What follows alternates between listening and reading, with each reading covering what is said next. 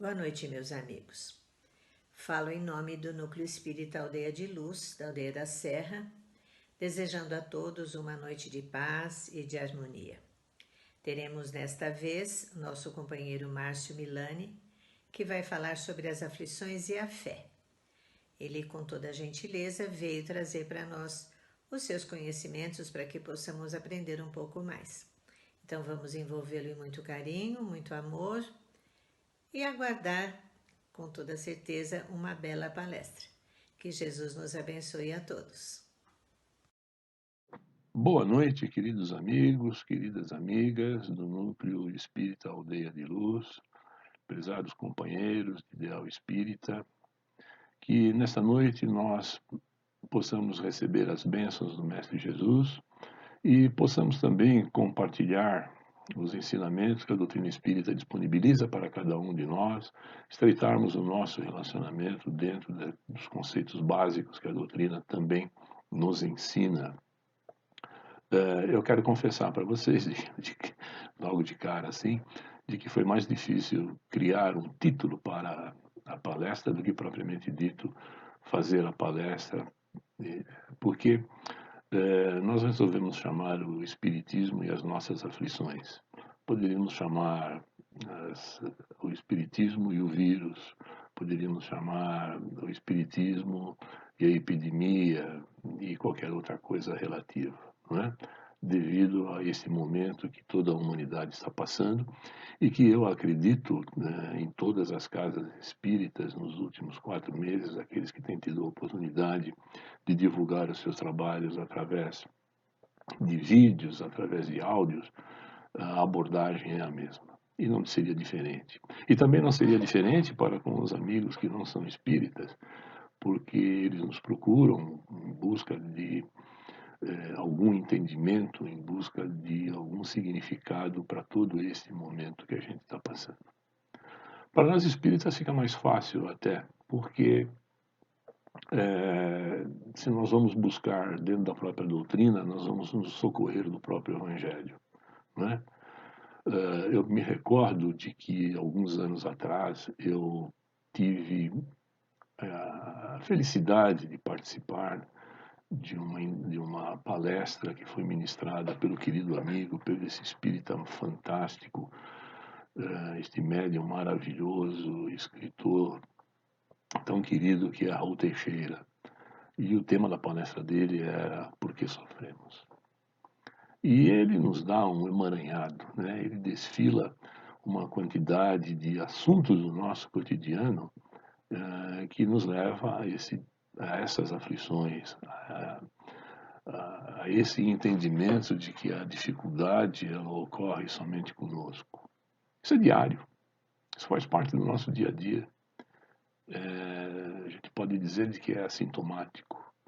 Às vezes, quando nós nos deparamos, nós estamos, porque isso aqui, hoje dói isso aqui, isso aconteceu ali, e sempre estamos dando muito maior evidência às coisas negativas do que propriamente dito às coisas positivas, não é? E como eu disse anteriormente, isso daqui é evangélico.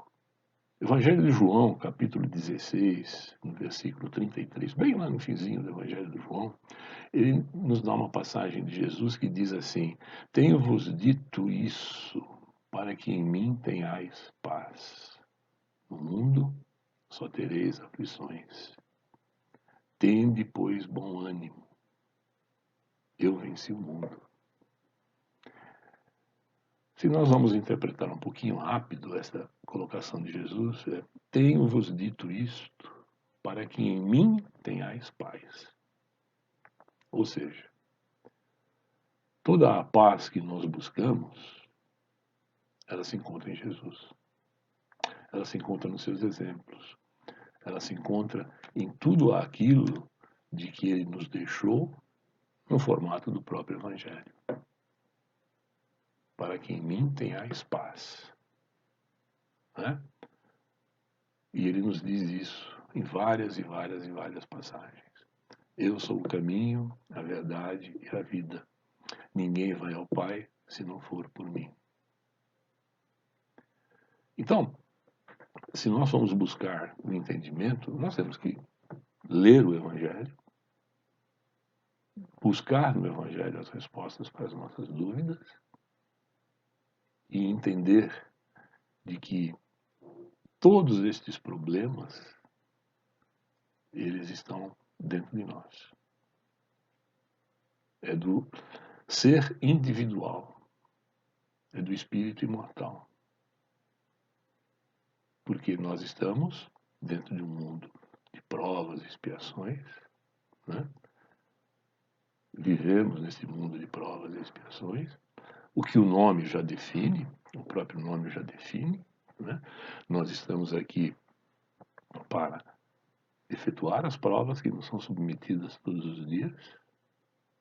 Nós estamos aqui para reparar alguma coisa que, de certa forma, num passado recente ou num passado mais distante, nós cometemos erramos, mas de que vamos buscar, né? Então, em vez de falarmos tanto da aflição, em vez de falarmos tanto do desespero, em vez de falarmos tanto nas coisas ruins, nós vamos buscar a resposta para as coisas que, de certa forma, nos dão a tranquilidade, nos dão a paz de Jesus. Nós temos que buscar a solução de uma forma muito mais. Então, vamos falar mais de solução e menos do problema. Então, Jesus diz assim: tende, pois, bom ânimo. Ele nos convida para que nós tenhamos bom ânimo. No mundo de provas e expiações, tende, pois, bom ânimo. Porque vocês terão a paz em mim. Pois eu venci o mundo. E ele venceu o mundo. Ele não veio, de certa forma, para fazer as suas pregações, para fazer as suas colocações e zapar, ir embora. Não. Se nós carregamos a nossa cruz diária, se nós carregamos a cruz que nós lamentamos, a cruz que muitas vezes nós consideramos injusta, entendamos que Jesus carregou a dele. E Jesus carregou a dele com tremenda galhardia, nos mostrando, né? Foi torturado, foi humilhado, foi sacrificado, para que nós entendêssemos que neste mundo de provas e expiações, nós somente teríamos aflições, mas que é nossa responsabilidade. E aí é que a gente não entende, né? É nossa responsabilidade superarmos essas dificuldades. Superar as dificuldades nesse momento atual é superar a nós mesmos. É recebermos aquela adrenalina espiritual. Porque nós nos vemos muito ainda como matéria. E nós, como nos vemos como matéria, nós padecemos dentro da matéria. É pelo orgulho, é pelo egoísmo, é pela inveja. E a gente não entende, né? A gente não entende quando as respostas contrárias vêm e nos derrubam. E aí nós ficamos aflitos. E nós vivemos aflitos, sem sombra de dúvida, né? Quando nós amanhecemos, como é que vai ser o dia, como é que não vai ser o dia, o que pode acontecer, o que não pode acontecer. Se eu for ao mercado, será que eu vou voltar infectado, não vou voltar infectado? Será que eu vou perder o emprego, não vou perder o emprego? Tem condução hoje, não tem condução hoje? Amanhã como é que será? Estamos esperando um bebê, vai vir com saúde? Será que vai vir bem? O que será da vida dessa criança que vai nascer? Nossa, nesse mundo que nós estamos vivendo, o que vai ser o futuro dessa criança? E nós vamos nos martirizando pouco a pouco. Nós vamos acumulando pensamentos negativos, nós vamos sobrecarregando dentro do nosso ser, a ponto de que isso passe a ser rotina. Jesus venceu o mundo e nós precisamos vencer este mundo. Primeiro o mundo interior, esse mundo que está dentro de nós. Por isso que a gente tem que buscar o reforço que o Espiritismo nos dá. Essa é a parte importante, que muitas vezes a gente não, não pode abrir para quem não é espírita, porque vai faltar exatamente o entendimento básico, vai faltar o entendimento evangélico. Nós temos que buscar dentro do evangelho as soluções para que nós necessitamos. Não é? Então, vejamos muito bem, o espiritismo, além dos 3 aspectos teóricos, né, que nós consideramos que é o ponto, que é o aspecto ciência, filosofia e religião, o espiritismo ele tem também 3 outros pontos básicos de que nós consideramos, até dentro do próprio campo teórico da doutrina espírita, que nós consideramos de importância. Primeiro, ele é a terceira revelação. Segundo, ele é o evangelho redivivo. Terceiro, ele é o Consolador prometido. Como terceira revelação, a primeira é Moisés, a segunda é Jesus, a terceira o Espiritismo. Moisés, que nos traz um conceito de monoteísmo, daí o princípio, muitas vezes, que a doutrina espírita pega em Moisés, né, de Moisés para frente, pega de Moisés, porque Moisés é aquele que nos traz o monoteísmo, o conceito de um Deus único. Junto com esse conceito de Deus único, ele nos traz a justiça para a época, a justiça para a época. Aquela justiça que cabia dentro daquela condição em que o povo vivia. Que para todos eram 10 mandamentos, mas que de certa forma, até pelo desenvolvimento que os judeus tinham na ocasião, se transformou em 613 preceitos, 613 mandamentos. 365 positivos, 248 negativos. Os 365 positivos, que correspondia a cada dia do ano solar, eram positivos, eram negativos, porque eles diziam que não se deve fazer. E os 248, que correspondem à quantidade dos ossos do corpo humano, eram os positivos, que significam o que se deve fazer. Mas mesmo assim a humanidade entendeu muito pouco. Muito pouco. Eles não compreendiam, de certa forma, dentro deste conceito de justiça. Por isso a necessidade de que aparece Jesus, né? Aparece no bom sentido, evidentemente, né? De que Jesus vem e nos dá o quê? Não a justiça, mas ele nos dá o amor. Quando ele é indagado o que ele por aquele homem do tempo, né? Quando Jesus começa a sua peregrinação, mesmo antes de conhecer os apóstolos, e que o homem do templo pergunta a Nazareno: o que fazes aqui, né? E ele responde, né, eu estou aqui buscando colocar o reino de Deus no coração dos homens. Colocar o reino de Deus no coração dos homens.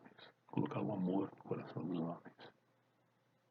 Esse é o ponto principal do surgimento, né, do cristianismo, de que é a divulgação do amor fraternal, do amor incondicional. Esse é o ponto básico que a doutrina espírita ela vem divulgar. E Jesus é muito claro, né? Ele é muito claro quando ele nos diz: se me amais e guardai os meus mandamentos, eu pedirei a meu Pai que vos envie um novo Consolador, que ficará eternamente convosco.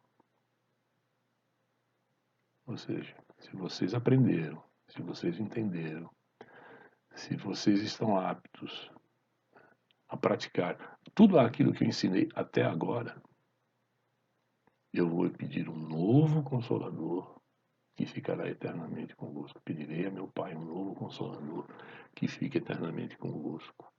E por quê? Um novo Consolador. Né? E é até muito curioso, porque a gente se depara muitas vezes por aí com algumas outras religiões, e evidentemente não tem nenhum sentido de crítica, mas sim de informação, né? Que a gente vê que Cristo vai voltar, Jesus vai voltar. Né? Mas por que essa necessidade dele voltar? Para mim, ele nunca saiu, ele continua. E ele dá sequência através do próprio Espiritismo. Mas Por que essa necessidade? Por quê? Porque o povo, na época, mesmo considerando todos os apóstolos, eles não entenderam a mensagem. Essa mensagem de amor. Né? O primeiro e único mandamento. Né? Quando também ele é indagado pelo homem do templo. Qual que é o maior mandamento para ti? E ele diz, amarás o Senhor teu Deus de todo o teu coração, de todo o teu sentimento, de todo o teu amor. E o segundo, que é semelhante a este, amarás o teu próximo como a ti mesmo.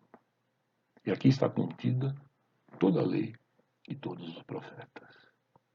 Amar a Deus, amarmos a nós mesmos, amar ao próximo.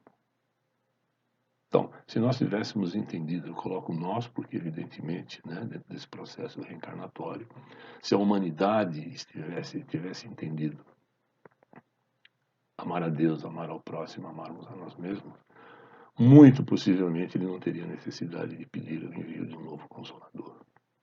E é muito curioso porque ele nos diz assim, né, pedirei a meu Pai que vos envie um novo Consolador que ficará eternamente convosco. Ora, para que uma coisa fique eternamente conosco, ela não pode ser atemporal, ela não pode ser estática, ela não pode ser fundamentalista,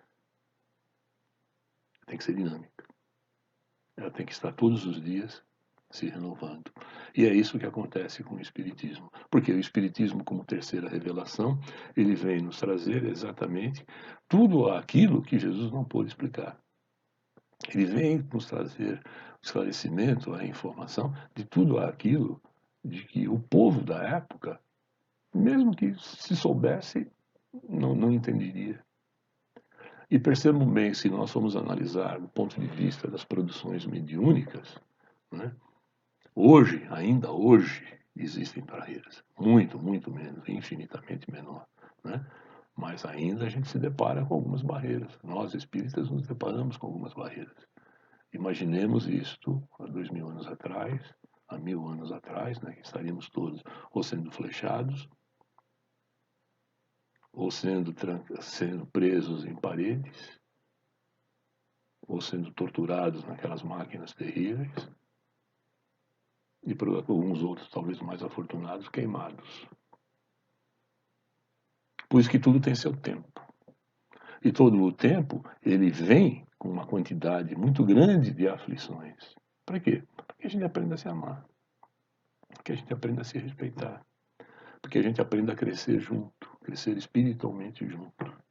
Então, esse processo dinâmico, né, ele tem que ir se renovando todos os dias. Vai se renovando todos os dias. E de fato é de que todos os dias nós recebemos informações do mundo espiritual. Todos os dias nós temos, através de várias e várias casas de respeito, as informações que o mundo espiritual nos dá. Estamos sendo atualizados, a ciência está sendo atualizada, a arte está sendo atualizada, a engenharia está sendo atualizada pela espiritualidade. Né? Hoje, por exemplo, já se fala em medicina mediúnica, coisa que há muito tempo, né? Se fosse falar isso, era coisa de curandeiro. Então, Emmanuel nos dá uma definição muito clara a respeito desse conceito dinâmico. Ele diz de que o espiritismo é uma doutrina dinâmica, é um processo dinâmico, libertador das nossas consciências. Processo dinâmico libertador de consciências para que o homem atinja, para que a visão do homem atinja horizontes mais altos, ou seja, olhando para o alto.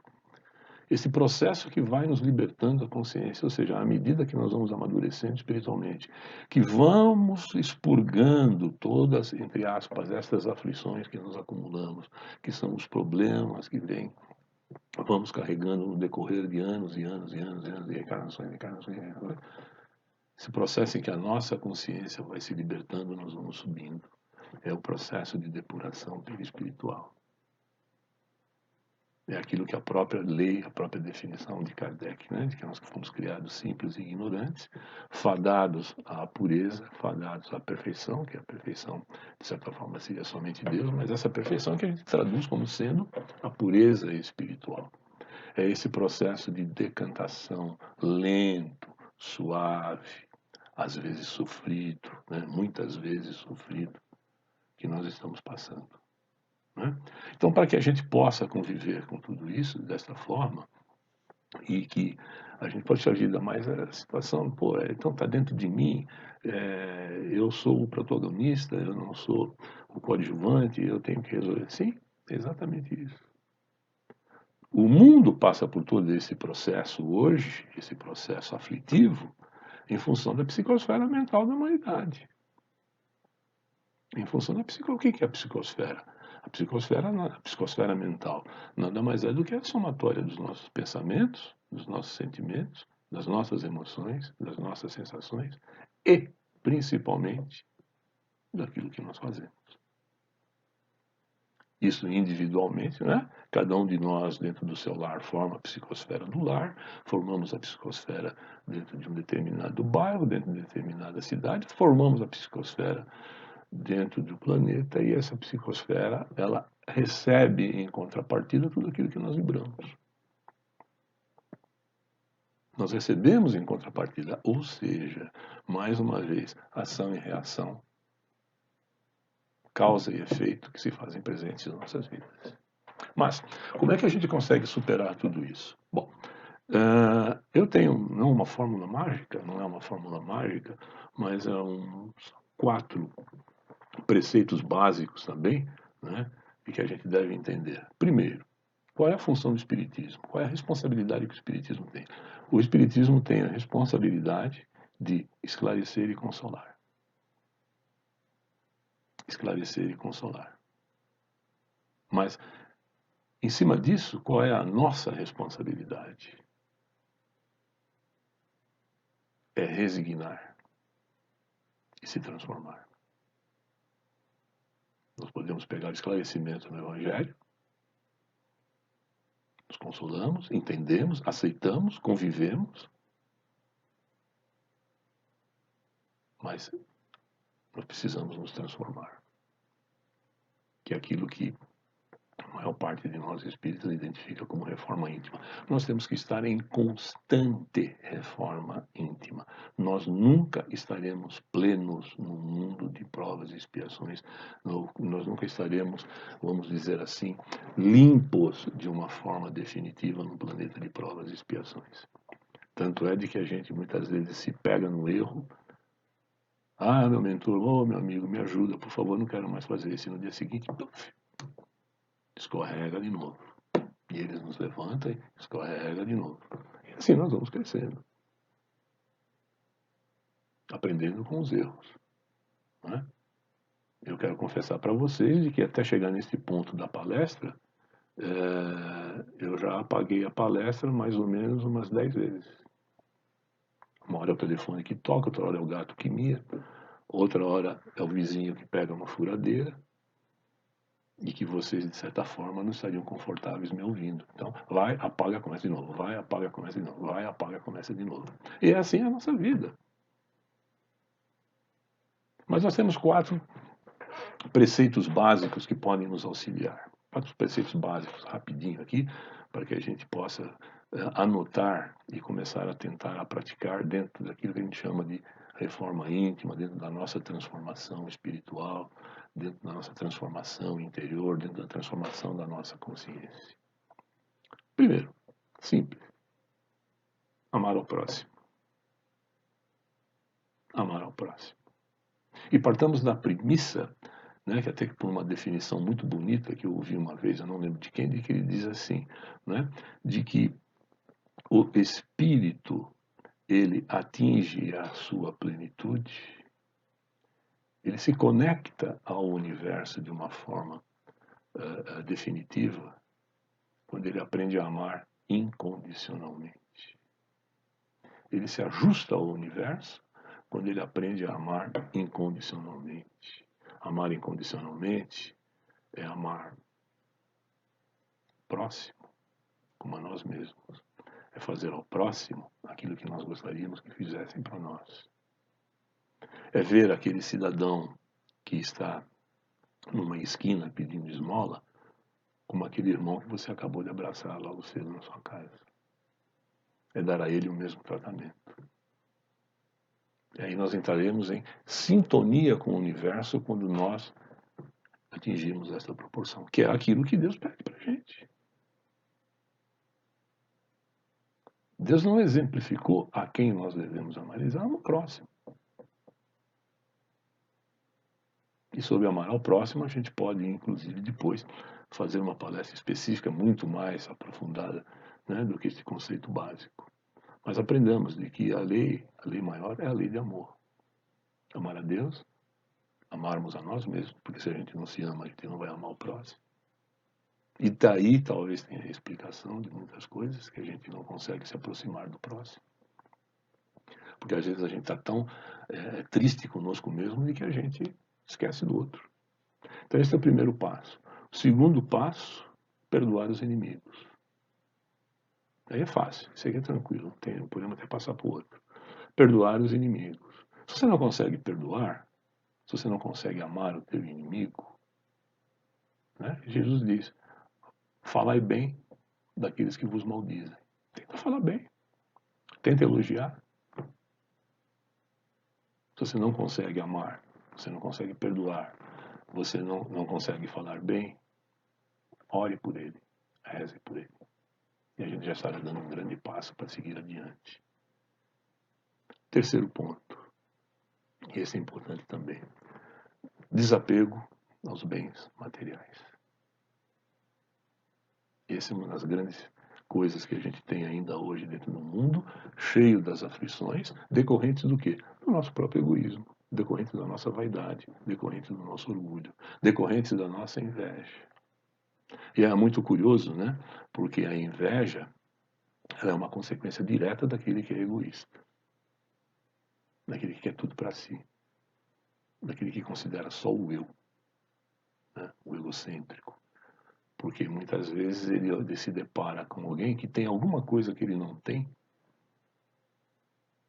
e ele tem inveja. E a inveja, de certa forma, também vai alimentar toda essa impureza que nós carregamos, toda essa psicosfera que a gente carrega dentro de nós. Por último, né? Então, os três primeiros. Amar ao próximo, perdoar os inimigos, desapego aos bens materiais. E esse outro um pouquinho mais pesado, é acabar com a hipocrisia que ainda existe dentro de nós. Acabar com essa hipocrisia de nós acharmos que muitas vezes a gente dá uma esmola e a gente já está quite com a lei. De acharmos que nós, por fazermos alguma coisa dentro da caridade, a gente já se acha o suprassumo. De fazermos muitas vezes a caridade e batermos bumbo para que todo mundo veja aquilo que nós estamos fazendo. Jesus disse, né? Seja o seu dizer sim, sim, não, não. Quando ele se refere lá às igrejas do Oriente, da Odisseia principalmente, em que ele diz, gostaria que fosses fria ou quente, mas como você é morna, eu vomitar-te-ei da minha boca. Por quê? Porque as igrejas do Oriente tinham o pé em duas canoas. É aquele politicamente correto. Ah, eu sou bonzinho aqui, eu vou lá, faço aqui, faço aquilo. Não. Hipócritas. Raul Teixeira chama miméticos. Miméticos, a propriedade que alguns répteis têm de se camuflarem na natureza. Nós temos que deixar de ser hipócritas. Então, dentro desses 4 fundamentos, nós poderemos começar a praticar a nossa transformação, poderemos começar a praticar a nossa reforma íntima. Não é? Então, é o que nós tínhamos para hoje, agradecendo sempre essa oportunidade, pedindo que Jesus nos abençoe, que Jesus abençoe a cada um de que está ouvindo esta nossa conversa, abençoe esta casa que nos dá a oportunidade para que a gente possa conversar um pouquinho a respeito da doutrina espírita, possa crescer espiritualmente e de que, principalmente, Jesus abençoe a toda essa humanidade tão necessitada deste carinho espiritual, que nós possamos vibrar por todos aqueles irmãos que ainda estão padecendo em hospitais, aqueles que estão padecendo em clínicas, aqueles que estão padecendo em clínicas de repouso, em clínicas de recuperação, em orfanatos, asilos, marquises, aqueles que vivem sob viadutos, presídios, enfim. a toda essa humanidade, né? Que nós sejamos aquinhoados com estas bênçãos de luz que nos faz tão bem, que nós tanto necessitamos, e que possamos, doravante, crescermos mais espiritualmente, entendendo que as aflições, elas fazem parte de todo esse conjunto. Mas as nossas aflições, elas serão diminuídas, elas serão extirpadas dentro de nós, se nós continuarmos trabalhando no bem. Trabalhando no bem, trabalhando, fazendo o trabalho bem feito, convivendo para que o próximo também possa ter o seu instante de felicidade, né? E como Jesus disse, a felicidade, ela não é deste mundo. Muita paz para todos, que Jesus nos abençoe, nos ilumine e que tenhamos todos uma boa semana. Graças a Deus.